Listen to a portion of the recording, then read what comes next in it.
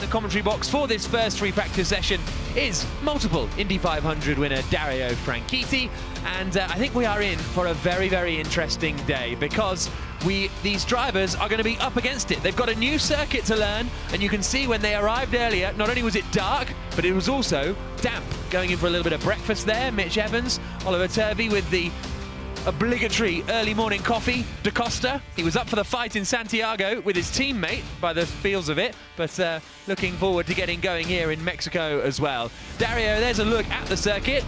Not dry. No, not dry at all, Jack. We've got 45-minute session, and a further half-an-hour session before qualifying. They're going to, I think, until the sun comes up, this track's going to be wet, so they really are. The next half-hour free practice 2 is going to be crucial. There's a look down towards the first corner. We were just looking at some of the extended part of the circuit, which will take you round in a little bit more detail a few moments ago. But this is the 4th round of the championship, the 3rd venue that we've visited. 2 rounds in Diriyah, 1 round in Santiago, and after that, this is how the championship standings look. A brace of third places and a sixth in Santiago mean that Stoffel Vandoorne is at the top of the championship for the Mercedes team. Alexander Sims won in the second round in Diriyah. He's taken 2 of the 3 pole positions this year, and he's lying in second place, 3 points away from Vandoorne. Then you've got Bird, the Chilean race winner Max Günther in 4th position. De Grassi, Roland, Da Costa, Evans, all just over 20 points. And then you've got some really surprising drivers with no points. The biggest being Sebastian Buemi, 0 points after the opening 3 races. And in fact, all 3 Swiss drivers have yet to get off the mark. Not ideal for them. As far as the teams are concerned, it is the BMW I Andretti Motorsport squad that are at the top, 4 points clear of Mercedes-Benz. Mercedes would have been leading the championship were it not for a penalty for Nick de Vries in the end of the race in Chile. Envision Virgin Racing are lying there in 3rd position, 0 points for Nio. But Dario, we've had some changes to this circuit. Let's have a look at the overall overlay of it. Yeah, a lot of changes, Jack. You see at turn 3, that's where it deviates from last season. A left-hander. You same turn 1, same turn 2, but a different line through there because you now turn left at turn 3. But this extended section, double apex 5 and 6, and it's a long, flat-out run all the way up to turn 9. This is where you rejoin the old circuit into the Foro Sol, same as last year, 10, 11, 12, 1 corner really, a time with activation zone. Now, from out of 15, you've got going through the Peraltada corner, no chicane anymore. It's 3/4 of a kilometre from turn 15 all the way to turn 1. I think they've done a fantastic job. It's a lot higher average speed. It's going to put a lot of stress on the tyres too. Yep, it's a really, really cool circuit here in Mexico City, and I'm excited to see the drivers out on it. We saw them a little bit in shakedown yesterday, but they were only running at 110 kilowatts of power, which is less than half of the full power they'll be doing in qualifying later. Are we going to see are you still going to want to rush out to get onto the track as we look at our championship leader Stoffel Vandoorne?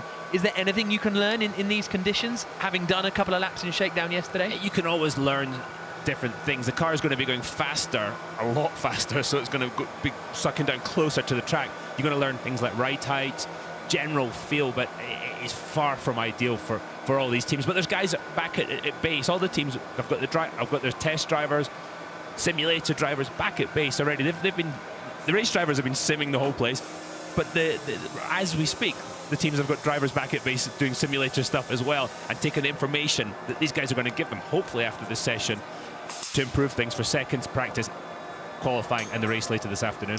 Stoffel Vandoorne is a man who will be doing quite a bit of simulator action this year, as due to his performances with the Mercedes-Benz Formula E team, he's also going to be the reserve driver for the Formula 1 team this coming season. There's Jean-Eric Vergne, reigning 2 times champion of Formula E for the DS Techeetah squad, making their way out onto the circuit. So yeah, everybody pretty keen to get out there. It'll be Da Costa and Vergne first out, then it'll be the 2 Audis, then the 2 Envision Virgins, the purple cars, then you've got the red, grey and black Nissans as we come out into turn 2. So you'll recognise this part from last year, but this is where it changes, where we turn left at turn 3. It just took the surface change, which is exactly where you don't want a drop in grip as you've committed to the corner.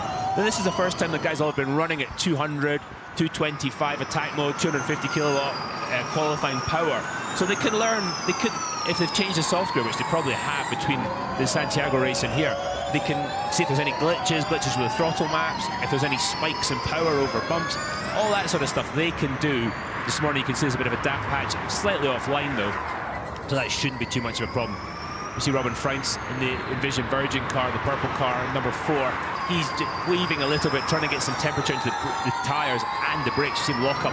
That's about the 3rd time he's locked up, just trying to get some temperature into the carbon brake discs. There they come then into the Foro Sol Stadium section. Sam Bird in the Envision Virgin Racing car. Obviously it's fairly empty at the moment because it's 7:30 in the morning, so I don't blame them for not being here, but come race later on there will be some 25,000 fans packing out that stadium, which is really a spectacular thing to see. Here comes Antonio Felix da Costa then, over the line, down towards turn 1 and a lock-up straight away. I was going to say we saw some big lock-ups on the opening laps of shakedown yesterday. We just saw another one. You know, just looking at it, it might actually dry up. It's looking a little bit better than it was even 20 minutes ago. So as soon as the sun pops up though, which will come from about that direction as they head up to turn 1, it'll be in their eyes, it should dry pretty quickly. See this double apex at turns 5 and 6. You've got to get a good exit there, Jack, because it is such a long run down to turn 9. We've seen everybody, even in the Jaguar I-Pace, cutting the kink at turn 7. If they cut it too much, though, it will be there'll be a sort of a depression there, and it could cause some issues for cars later in the race this afternoon. So Da Costa into the stadium section, lying 7th in the championship, a second-place finish last time out in Chile, but was very frustrated not to win. He had the lead, but then the car overheated. Attention all teams, this is race control. Full course yellow in 5, 4, This is a test 3, full course yellow. 2, 1. Full course yellow, full course yellow. Scott Elkins, the race director, calling full course yellow. Everybody having to slow down. He got he was very proud of himself, wasn't he, Scott, with his full course yellow in Chile? The world's shortest ever full course was at 37 seconds. Well done. I mean, that was fantastic. He called it perfectly. As he said, that's what a full course yellow is for. Yeah.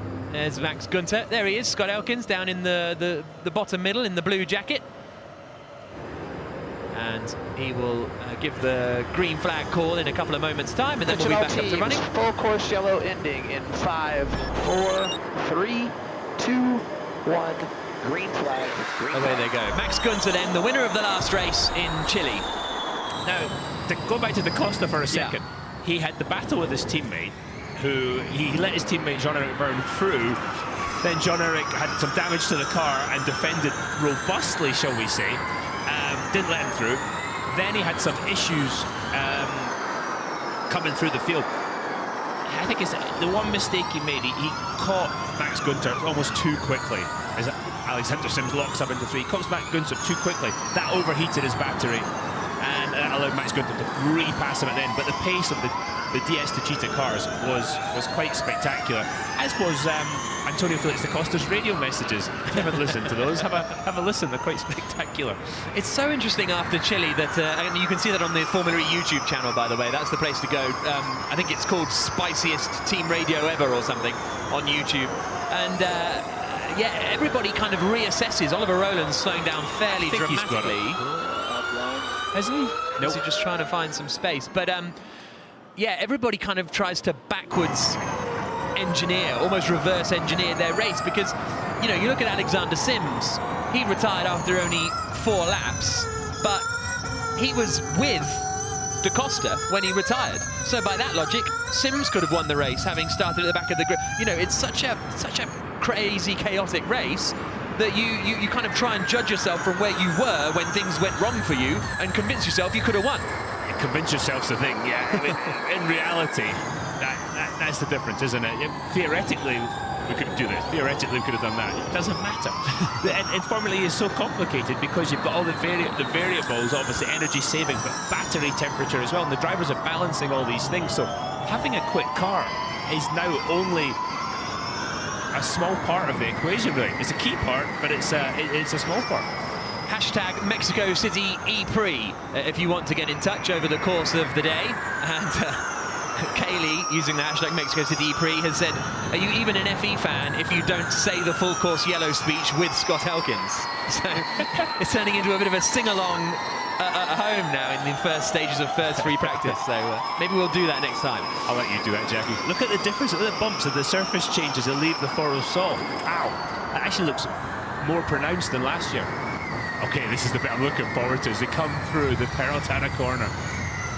Slightly banked, so they sort of stay middle and then clip the apex at the pit lane entry, and then out across the line. Felipe Massa is quickest at the moment for what it's worth, 1 minute 15.420, but those lap times will drop as the drivers get used to the track, and also it dries up. Although I guess the rain might have given it a bit of a clean, because it can get quite dusty. A huge thunderstorm last night.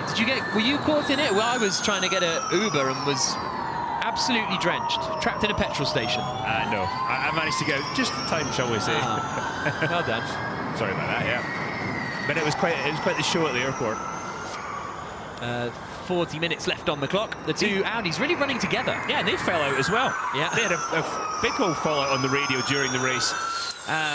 Lucas and Daniel. Daniel just feeling, I think, okay, he's the number 2 driver in the team, but they've kind of rubbed it in his face. He felt that way, I think. and Lucas, there's a lack of respect between teammates, and I think we saw it there as what I took from that situation. Might be wrong, but that was the way it looked.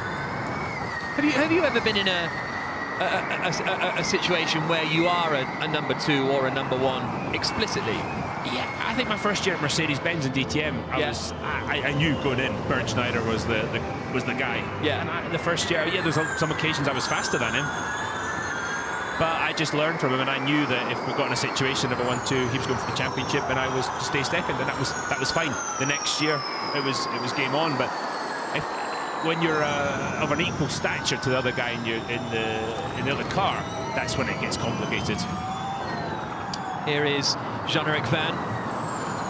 You know, the DS Techeetah guys have got that situation because Verne, okay, double champion, but you've got to say Antonio Felix da Costa is a driver of pretty much equal stature, and they wanted him to go to the team they want him to be racing. Low 13. They want him to be racing for wins. You can see the front brake discs glowing in the DS Techeetah. These tyres are all-weather tyres, so all as he wriggles out wide in the stadium section. Looked like it got quite damp in the middle there, but these tyres can deal with wet and dry conditions, so they won't be coming into change when it dries up. And they're going to be under tremendous strain to the left side tyres through this long final corner. That is just going to overheat the left side tyres, especially the left rear, so the drivers are going to have to manage that too.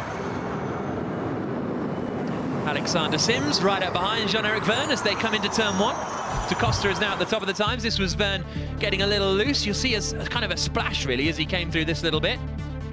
Is it splash or is it just dust? Yeah, it's dust. God, look at the marbles. Is that surface? That looks like surface breaking up as opposed to rubber. A bit early in the day for that. Here it is at full speed. And that's the attack mode activation zone over to Jean-Eric's left-hand side.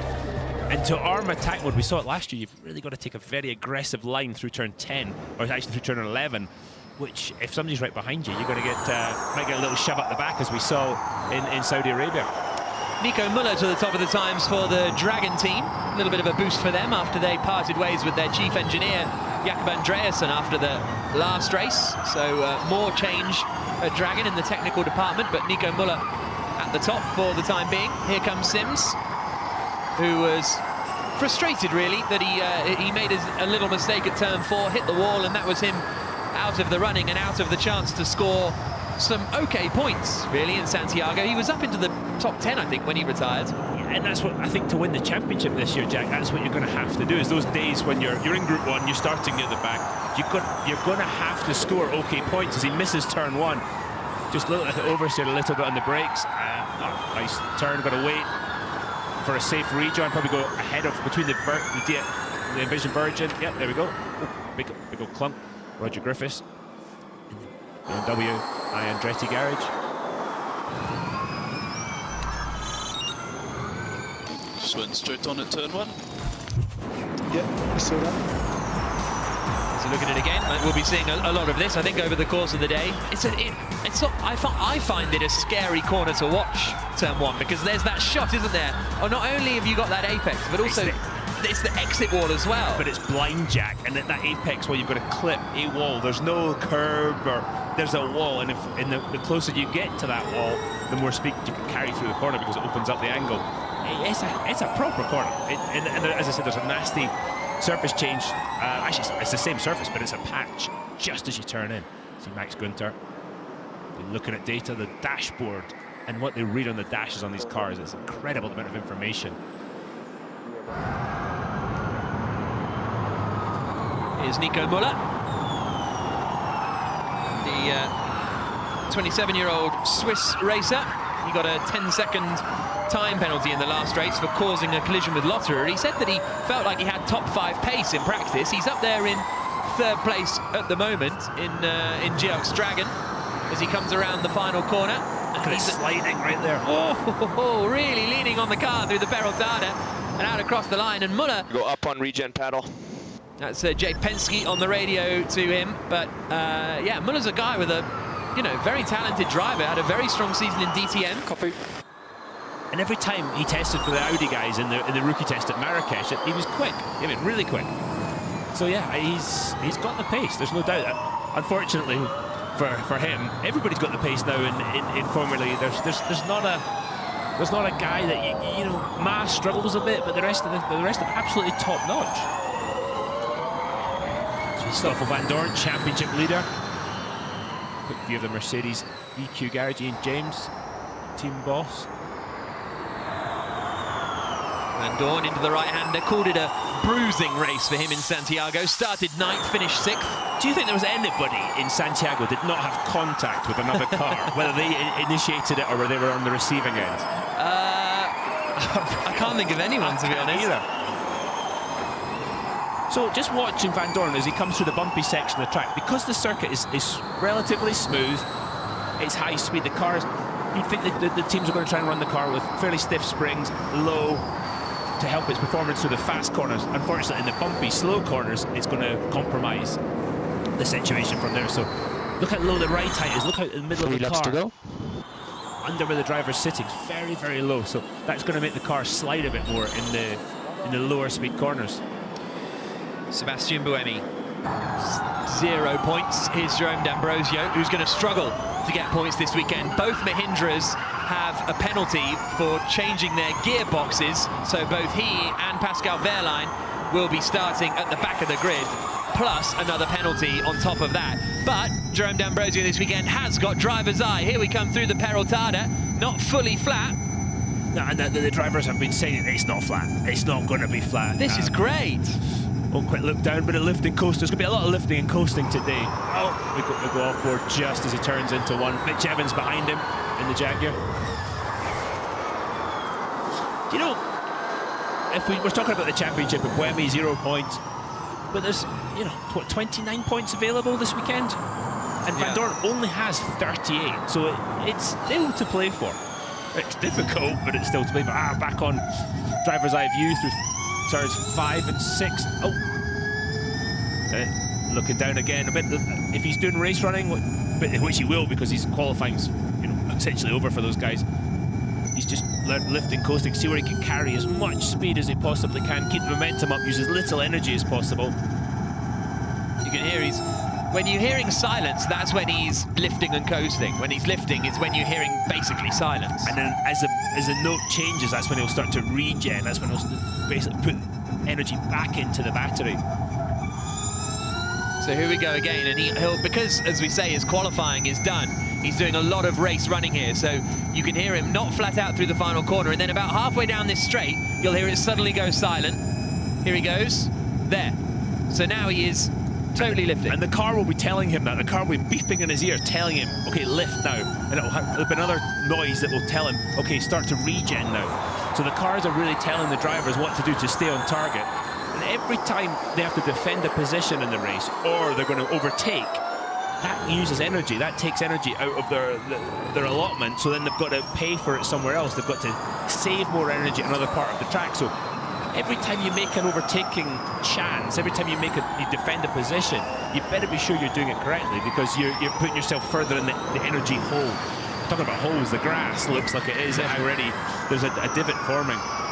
Is Robin Freitz currently in 20th place for the Envision Virgin Racing team. He had a bit of a miserable time in Santiago, spun in qualifying, and if he hadn't have spun, his second 2 sectors would have put him, you know, somewhere towards the top 5, but theoretically, exactly. But he did spin and then got a puncture on lap 1. So not a great weekend for Freitz, who his 5th place in the first race in Diriyah, still his only points of the season, down in 13th in the championship. It was interesting talking to him yesterday on the Shakedown show. He said, yeah, you know, there's a little bit of a touch, then I got a puncture. It wasn't any one big impact that he felt sort of caused it, so he was a little bit mystified. He brakes for turn 1, getting right over beside the grass. Should focus on turn 3, turn 9 and turn 11. So focus on turns 3, turns 9 and turn 11. Is that regarding lift and coasting, presumably? Yeah, because he's doing, or it could be just that he's losing lap time through the different sectors. See James Collado. James he's raced pretty well.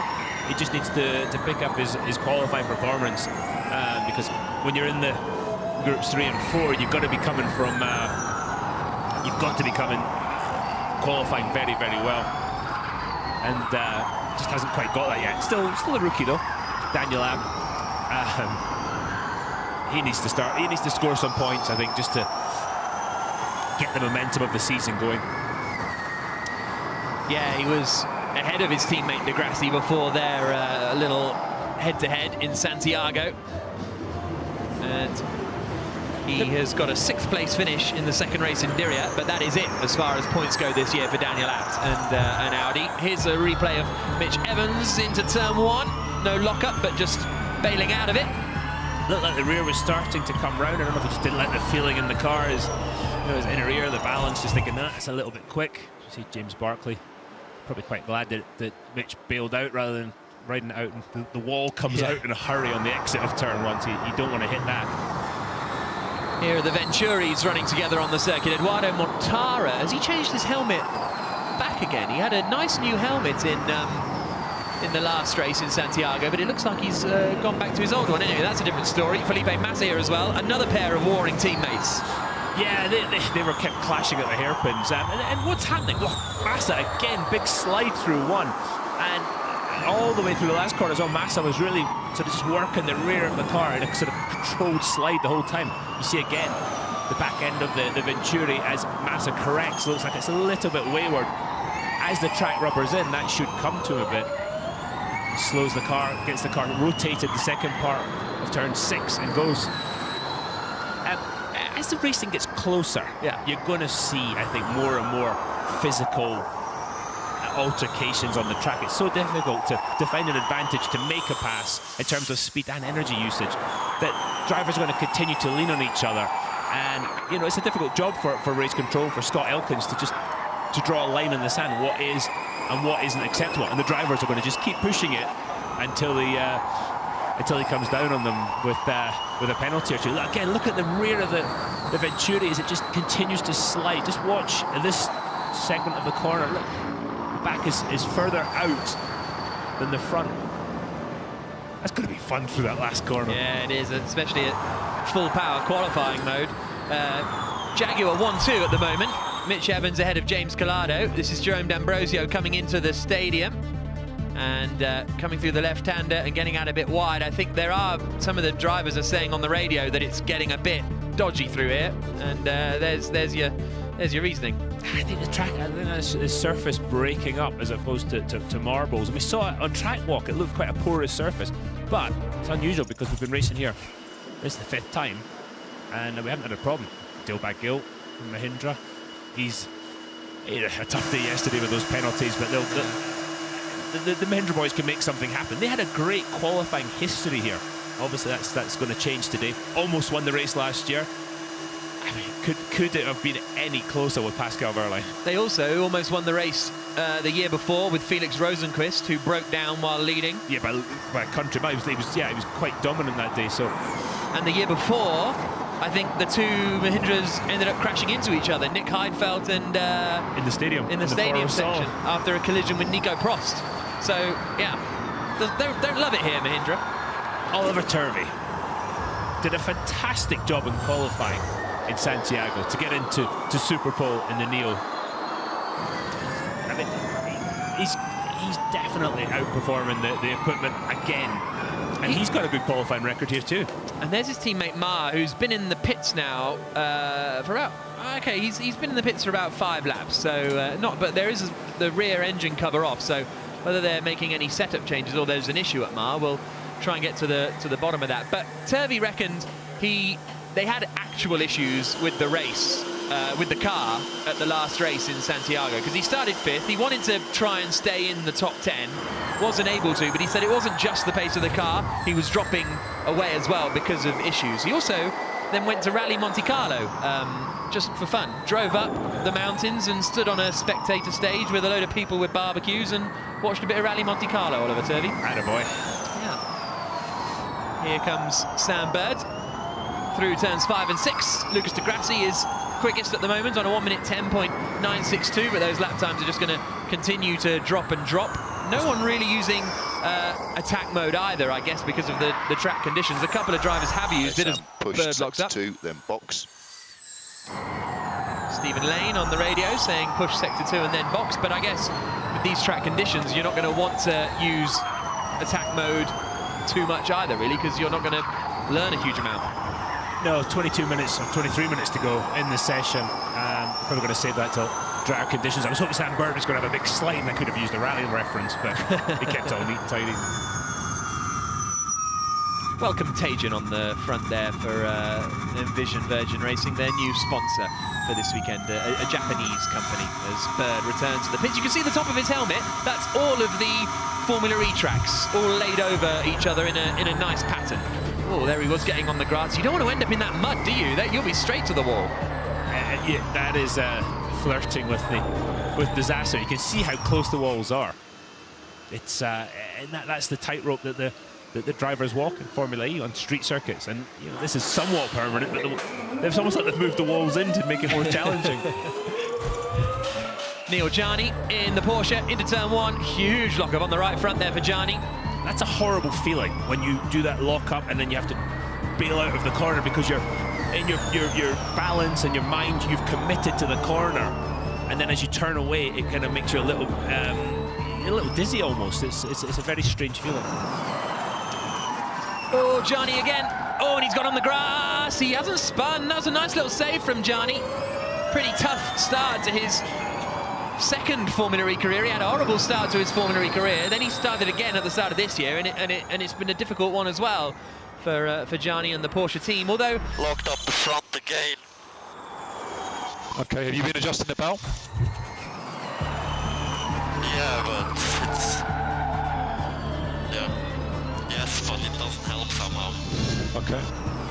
Now, I mean, Neil's very experienced. yeah, But you've got to be at that point at the moment of worrying, starting to worry, because the pace hasn't been there yet. And Santiago, he was out the first couple of laps when he really needed time in the car to get more used to the way a Formula E race happens. So this is, I think, a key weekend and for him. His teammate Andre Lotterer had that second place at the opening race in Diriyah. Brilliant performance, wonderful, great, hurrah. But he hasn't scored any points since then either. So after that burst onto the scene for Porsche, it's started to slip away.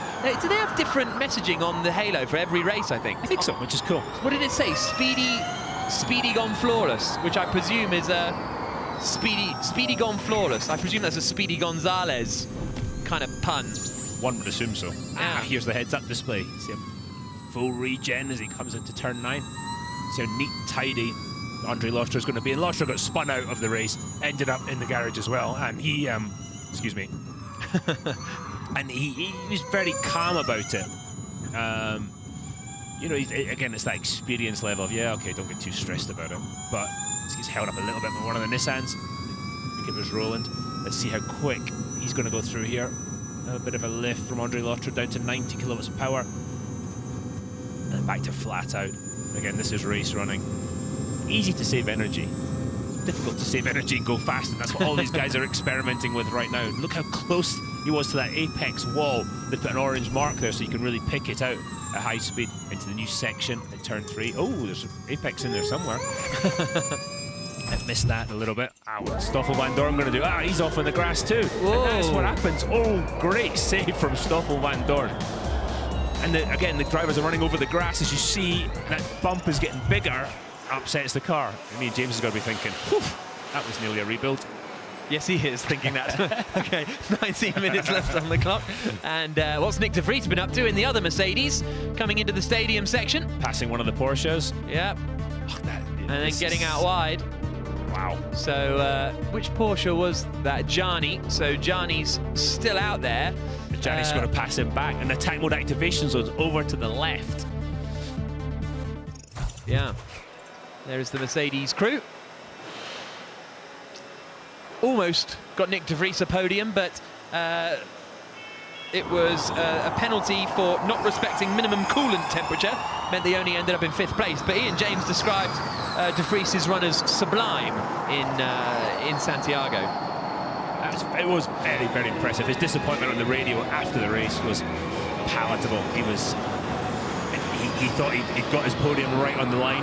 And the opposite of that was Mitch Evans, who thought he'd been picked for the podium right at the line, found out that no, Nick de Vries had actually had a penalty, and Mitch was back on the podium. And his attitude changed quite quickly from very grumpy to, oh, good job, boys. But we still have a lot of work to do. Yeah, well, after the first, I don't know, 5-10 laps, it seemed like it was Mitch Evans is in the bag, but... Well, Mitch was having all kinds of problems with it, the dash and the energy information that the car was giving him, so he almost felt he was driving blind a lot of the time.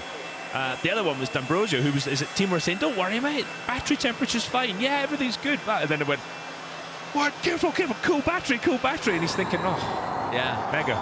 So the communication is absolutely key between team and driver, and vice versa. Look how low Buemi sits. Yeah, this is driver's eye then, with Sebastian Buemi coming through the final corner and out onto the start-finish straight. It's almost like he was looking up there as he comes into turn 1. I'm trying to see what's written on the dash. There's something on the dash. I want like the little piece of paper. Yeah, it's He's looking down again. That's one of the things. Watch when we do driver's eye view how much the drivers look at the dash as well as obviously look at the track. Daniel Abb's got his big screen setup, cooling fans. Jerome D'Ambrosio's on a decent lap for him at the moment. Again, qualifying's not going to be an issue for these guys. Still damp through the last corner. Nice little slide. So D'Ambrosio doing a quick lap and going quickest on a 1 minute 10.087. So I think he's in attack mode doing that. So he's gone for a little bit of a quick run, even though he won't be taking part in qualifying, but he will be, I suppose, running the race in attack mode at various points. Brendan Hartley in the Geox Dragon into the first corner. Brendan's had a tough baptism as well. Hasn't scored any points yet. Again, it's what he's used to driving and his other jobs. The cars feel so much different. So he's and you know, it's not been plain sailing either. I think every one of these drivers has got you could say if or but or contact, car problems. Yeah. It's so mixed up at the moment. So you see Brendan come down the straight into turn 9. Car ahead of you is on outlap. That's Mark, who gets out of the way into the stadium section. Traffic, I can box now. Okay, box. So I think Hartley got traffic, so he said, yeah, happy to come into the pits this time around. Pascal Wehrlein across the line to go third quickest. And Jean-Eric Verne there in the garage, in the DS Techeetah, waiting to head back out onto the circuit. Verne 16th in the championship, 2 retirements from the first 3 races of the season for Jean-Eric Verne, and he previously had 1 retirement in the last 2 seasons. So that's how this season has gone for the Frenchman. He finished 8th in the second Saudi race. Remember that? That was the one where he had the stop and hold penalty. Yeah. And he kept saying, "Oh, I need a miracle today for points, a miracle." And he got it, and he got that 8th place. But that's been it. Did Buemi's engineer just speak English? Because normally they talk in French.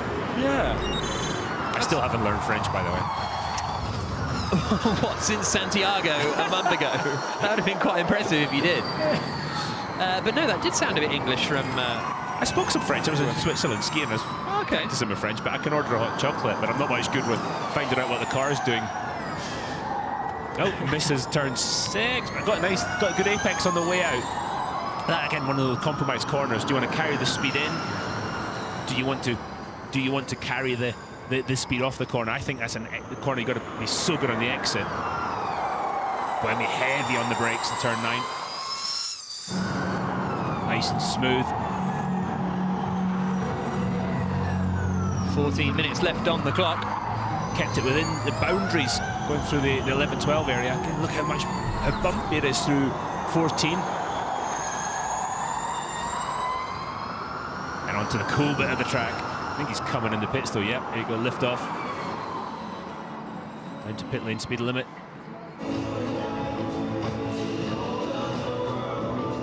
So Buemi returns to the pit lane and currently lying in 6th position.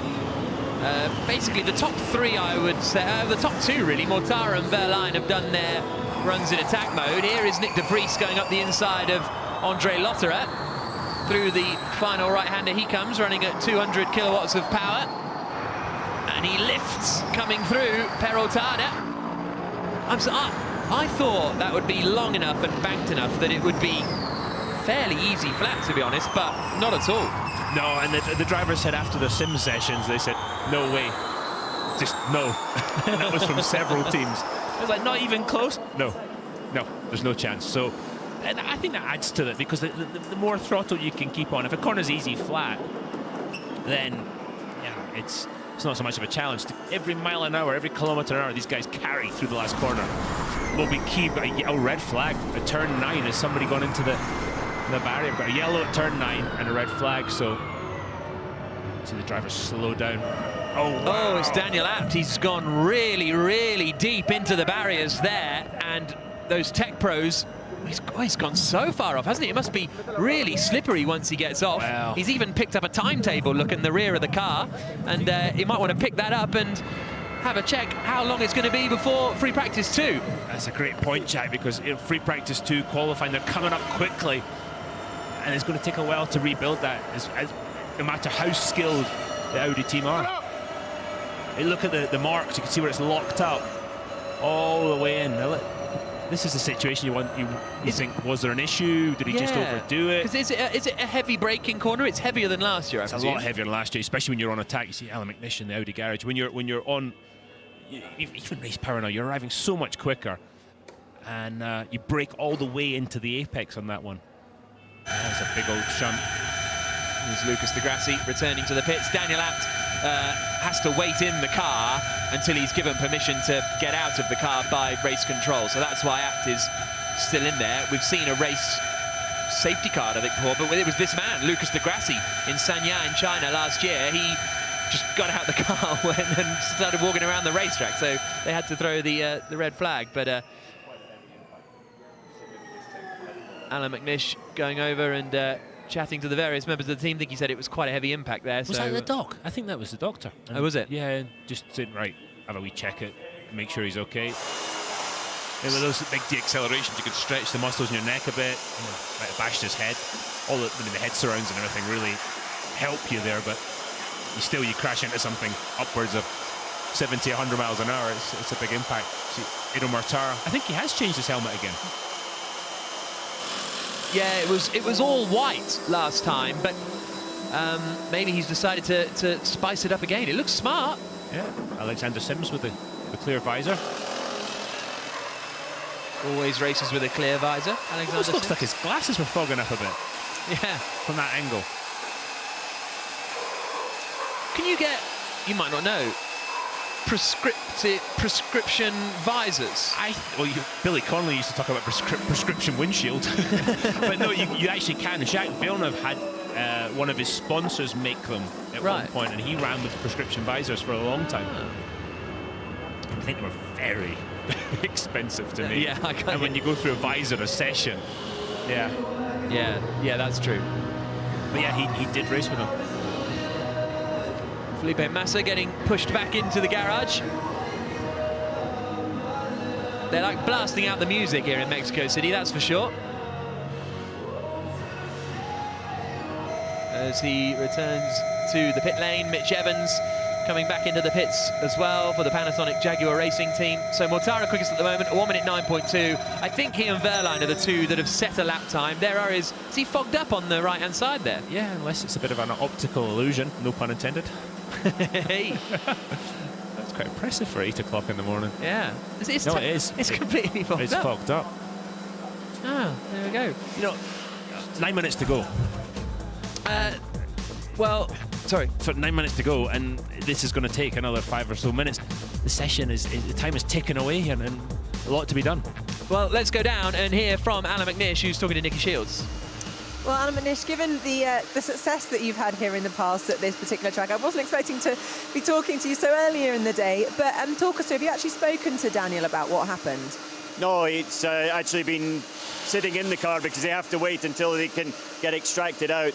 He's fine. He said he's okay. He's no problem. That was the radio communication. But beyond that, no, we have to wait until he comes back here to the pits. I mean, it looked like a pretty big hit. Have you managed to catch up with the engineers? Do they have any idea of how much damage has been caused? No, we can only see actually what we've seen from the TV. Really, to assess that, it'll have to wait until the car comes back, which will probably be another 15-20 minutes. So now half the garage is looking at preparation from Daniel, and the other half's looking to see if the session is going to start for Lucas, because we've obviously got 2 cars in the game. Now, you talked about, you know, strategy here at this particular race is going to play such a key part, given the length of the track, the energy intensity. How is this going to affect your strategy for the day now? Affects everybody. I think the rain overnight is probably the bigger factor, because the circuit's still pretty damp and greasy, and down into that stadium section as well. And so that's going to be one of the things. Free practice 2 should be dry, and then everybody should be running full speed again. All right, then. Well, you've definitely got the right guys to get the car ready in time, so good luck. Thanks, Alan. Thank you, Nicky. So that was Alan McNish's assessment of the situation. And there is Stoffel van Dorn. Some complaints. Motion E saying they don't want to hear Lewis Capaldi being played out in the grandstands. Well, sorry, that's nothing to do with us. That's up to the Mexico City promoters. Rosie O'Connell says Jason Bright in V8 supercars used to have a prescription windscreen. Apparently. Apparently. I believe Rosie. I don't know if it's true. Faceless Photographer says, when I said fogged up, I didn't say it very clearly. So I did say fogged up. Session will not restart. And that's Stoffel van Dorn's reaction to the session not restarting. And that means, yeah, that's driver speak for. Really? Well, it must be, I guess, by the time they've got the car out and sorted out the Tech Pro, it's going to be a tough one. What was the other thing? Oh, yeah, Rocket have said, Rocket Venturi Racing have said Santiago was a special edition lid, and he's now back to his Diriyah spec this weekend for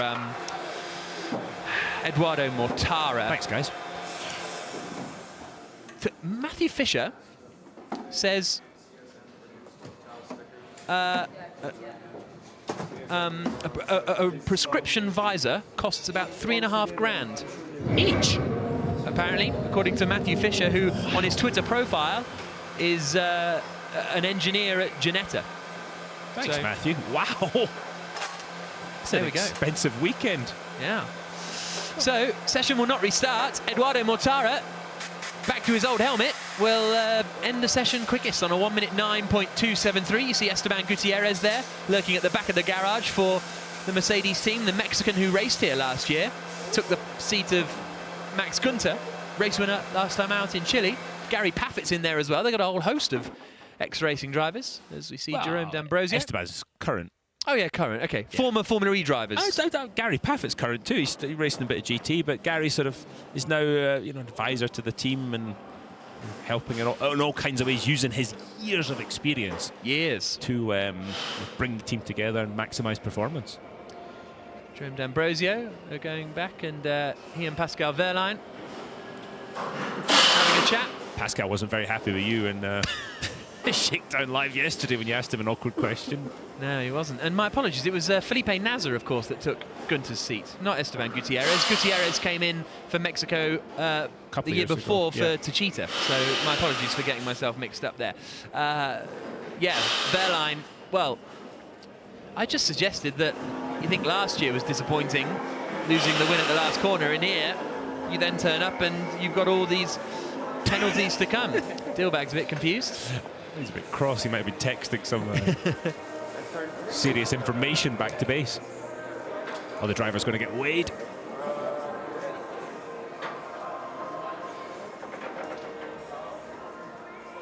Günther, Mitch Evans, all now queuing up to get weighed, as you say. Mortara quickest, Wehrlein second, D'Ambrosio third, and Nicky is with Eduardo Mortara, quickest man in that session. Nicky.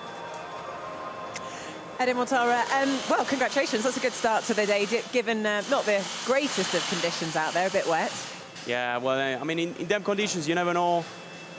We were able to put a 235 lap. I don't think that the others were.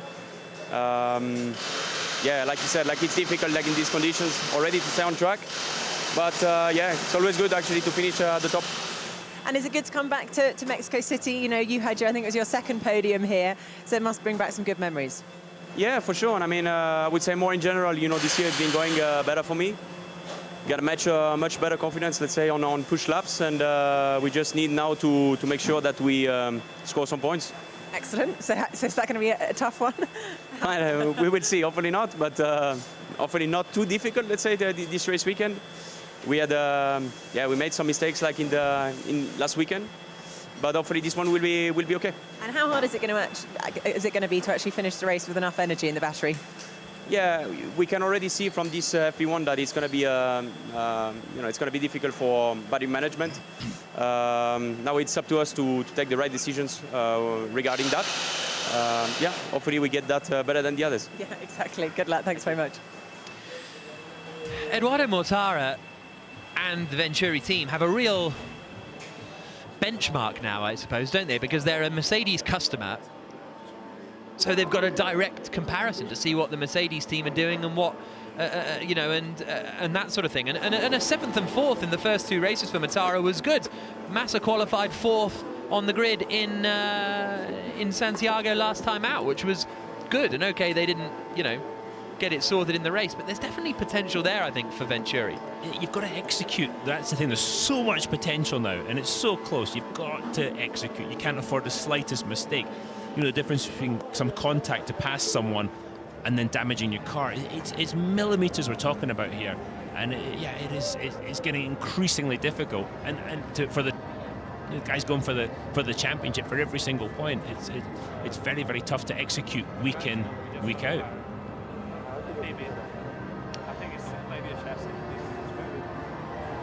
Maybe a chassis. Is he talking about abs? Yeah, maybe. Someone wanted to rename this. We've just cut away from it. Someone wants to call that the Florida complex at turns 5 and 6, because from that high shot it looks like Florida, which is quite nice. I can't remember who said that.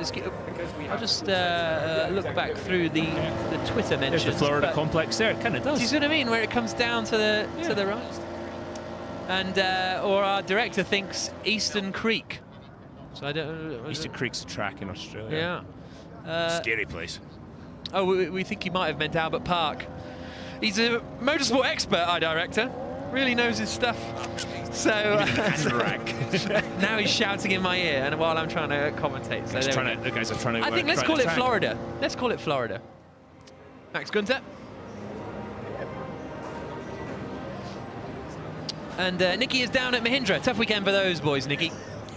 Yeah, it is going to be a tough one. Dilbag Gilhill, team principal for Mahindra. Dilbag, obviously both of the drivers have been given the grid penalties due to the change with the gearbox. How tough is it going to be to, get points on the board, given the fact that they're going to be starting from the back of the grid? Well, we need a miracle in Mexico. That's all. We just need a miracle.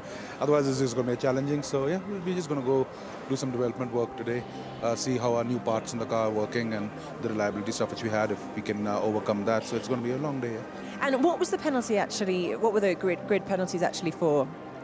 We had some reliability issues on our old gearbox. We had to change a component in it. And do you think those reliability issues have been ironed out now? Let's From see. what you've seen this morning. So far, so good. Yeah, so far, so good. Yeah. And how do you think that this season is going for you guys? Not too good. It is, I think, so we are underperforming at this point in time. We have a fast car. We have a good team. So I guess, for us, potentially Marrakesh is where the season starts for us. Yeah. This is the first season where you guys aren't working with Campos Racing, so there's been a lot of internal changes within the team. Do you think is that why it's taken a while to hit the ground running this year? Yes. Change. And we've hired a lot of people, like a lot of new guys coming to the team. They're all starting gel. We have the ingredients are there. It's just that the final thing which has to come together. And I'm sure by Marrakesh you're going to see us back on the top. Excellent. All right. Thanks very much, Dilbag Gil. Yep, tough one for Dilbag. It was Thomas Webb who wants to call it the Florida hairpin, and Rosie O'Connell says she was being deadly serious about the prescription windscreen. And that's the data on the screen. That's the data drivers live and die by. That's the speed trace, steering trace, how the brake pressure of the car, all the instrumentation on the car. That's what they're looking at, exactly what the driver is doing, what the car is doing. And just analysing every nth degree to improve performance. As you see, the quiet side of the Audi garage as they will be making some small changes to Lucas de Grassi's car. Things will be a bit different, I think, in the next bay with Daniel Ab's car. Okay, so Rosie O'Connell, I'm afraid to say, as we look at Susie Wolf, the team principal, it looks like it might have been an April Fool's joke, because it's a Speed Cafe article. Friday the 1st of April 2011, V8 Supercars driver Jason Bright has revealed a revolutionary windscreen so I think that's an April Fool's gag. It started off with a Billy Connolly joke when he told his dad, he was talking about getting glasses, and he said, oh, you need a prescription windscreen, Dad. That's where it all started. So there we go. There's Felipe Massa sitting in debrief. All the guys are on an intercom system so they can talk to each other without being interrupted or distracted by the other people having conversations. Jean-Eric Verne at DS Techeetah ended that session 16th, but really there's not a huge amount to learn from that session. There wasn't a lot of running in attack mode, there wasn't any running in full power qualifying mode. He's my pick for pole today. Is he? Yeah, he was my pick for pole, yeah. Okay. I think the Costa might win. Here with the drivers making their way back down from being weighed. James Collado at the front. Mitch Evans and Brendan Hartley keeping their helmets on as they make their way back to the garage. Alexander Sims. Nice big smile. And a thumbs up and a wave. Very nice of him. Let's hear from him now, shall we? He's with Nikki. Yeah, indeed. Just smiling and waving there. Still smiling? I mean, what happened there? Down the bottom at the moment in the times? Yeah, I mean, with the red flag, it's fairly unrepresentative. We seemed to be reasonably competitive when we were on track, but yeah, I just started my 2:35 lap when the red flag came out. I mean, I'm sure most people have a story like that, but yeah, I'm not particularly worried at the moment. The car feels all right. Excellent. All right then. Well, good luck for later in the day. Thanks, Alex. So the marshals sweep the track around there. They'll be repairing the track around where Daniel Abt had his accident. The Audi team will be repairing the car before too long. But after that slightly shortened first free practice session here in Mexico City, there's a look down at the Zocalo Square in the center of the city, and it is Eduardo Mortara who ends it quickest on a 1:09.273, 3/10 quicker than Pascal Wehrlein. I think those are the only really two drivers who did a lap in attack mode at 235 kilowatts of power. You got D'Ambrosio in there, you got the two Swiss of Buemi and Muller in 7th and 8th, but realistically not a huge amount to be learnt from this first free practice session. Mitch Evans there in 11th for the Jaguar team, and then you got Alexander Sims down in 19th place. The only odd one was Ma, really, so far off the pace that maybe he was doing race runs, but he was also in the pits he did 7 less laps than everyone else as well, and we saw them working at the back of the car, so I wonder if there was an issue with Ma. Also Max Gunter only completing 10 laps in that session, down in 20th place, so maybe he ran into some issues as well.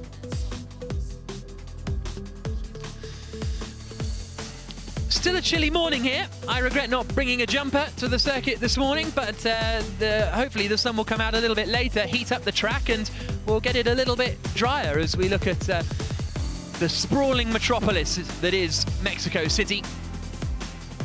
And not a huge amount to be learned. There's going to be so much focus, Dario, on free practice 2 a little bit later. Yeah, that half an hour of free practice 2 is going to be absolutely key. And is Daniel Abt going to get out there with the Audi? That's a big question. See Andre Lotter, is he on the phone? Or no, he is actually. He's doing his debrief. Simone Porsche garage. Simone de Silvestre there. We saw Emil Lindsay on the just sitting next to her, who's the operations man at the Porsche team. And where did Lotterer was 9th in the end, and Gianni was 15th. But Gianni in particular seemed to be struggling with lockups, and they're getting stuck in underneath Felipe Massa's car there, down at Venturi. Bit of hammering going on, and Mitch Evans still. It's interesting that they're having sort of their individual debrief almost at the screens rather than all sitting out the back. Yeah, you have your individual ones and then you get together and discuss, because otherwise guys say, oh yeah, my car's doing that, oh yeah, so is mine, and so you get a bit distracted. Drivers are easily distracted. I've noticed. Of course, in Formula E, of course, fans can help their favourite driver by voting for them on social media, and the 5 drivers with the most votes get a power boost to use in the second half of the race, up to 5 seconds of 250 kilowatts of power. You can vote online at FIAFormulaE.com/fanboost or on Twitter using #fanboost, #drivername. Stoffel Vandoorne, shockingly, is at the top of the fan boost voting. Very popular man. De Costa, De Grassi, Lotterer and Gunter, the other drivers in the top 5. That's nice for Gunter, actually. I don't think he has won fan boost so far this season. Here's Antonio Felix Da Costa and Jean-Eric Verne. So you can get your votes in until the race has started, as Alexander Sims makes his way back to the garage. Let's have a look back at that highlights of that first free practice session. So as the sun rose in the Foro Sol, the drivers arrived, got strapped into their cars and ready to get out on a damp circuit after a huge thunderstorm last night. The usual race to get out on track. Daniel Abt was one of the first drivers to slither wide in the stadium section. Alexander Sims went straight on down at the first corner. Bit of driver's eye action there from, couldn't quite make out who it was. I think it was Max Gunter in the BMW, and the 2 Audis were making their way through the stadium section, running nose to tail pretty much. Neil Jarni got his left rear on the grass and had a bit of a slide, managed to keep it all together, but he was struggling with his front locking. You can see the brake discs glowing for Mitch Evans on his run down into the first corner. Huge moment for Stoffel Vandoorne, magnificent save, and there was also Jerome D'Ambrosio coming through the final corner, really leaning on the car through the Peraltada. But the red flag was brought out thanks to a crash for Daniel Abt, and so Eduardo Mortara in the Venturi was the driver who was quickest at the end of the first free practice session. So make sure you join us for free practice 2. 9:55 is going to be when free practice 2 gets underway. The big question is going to be whether the sun can break through this cloud and start to dry up the circuit, and whether Audi can get Daniel Abt's car fixed. It's a big if, I think. And again, free practice 2, qualifying, race, they'll come up very, very quickly. You know, you miss free practice 2, it's a problem. You miss qualifying, then it gets very, very tough. If the tub is damaged, you could miss the race. Yeah. Eduardo Mortara then quickest at the end of free practice 1. Make sure you join us in about an hour and a half for the second free practice session here in ABB FIA Formula E at the Mexico City E-Prix. Mortara quickest ahead of Verline and D'Ambrosio after free practice 1.